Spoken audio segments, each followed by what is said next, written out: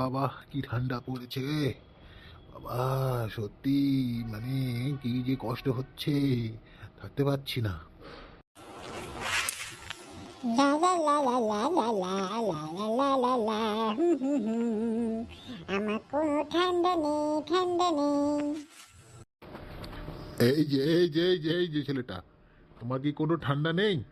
তুমি এইভাবে ঘুরছো, কি ঠান্ডা পড়েছে। আর তুমি কোনো গরম জামা কিছু পরনি, সোয়েটার পরনি, প্যান্ট পরনি, কি ব্যাপার? কোথায়? এইভাবে ঠান্ডায় যদি ঘোরো শরীরটা খারাপ হয়ে যাবে তো। কাকু কাকু আমার কোনো ঠান্ডা লাগে না, আমার কোনো ঠান্ডা লাগে না, আমার সোয়েটার পরতে হয় না, আমার কি ভালো লাগে সোয়েটার না পরলে।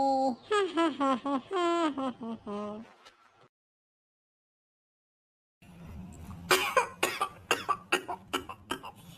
খুব কাশি হয়েছে আমার, খুব কাশি হয়েছে, বমি কাব্য, কাশি হয়েছে।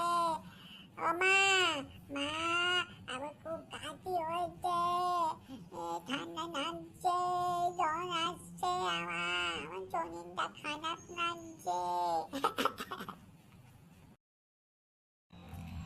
ঘন্টু, তোমাকে আমি বারবার বারণ করেছি, বাইরে যেও না, খালি গায়ে বাইরে যেও না, জামা গরম জামা পরে বাইরে যেতে হয়, তুমি আমার কথা একদম শোনো না।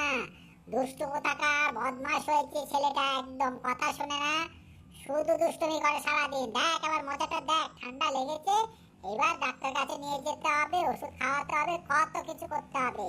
দেখো কাণ্ডটা দেখো ছেলে।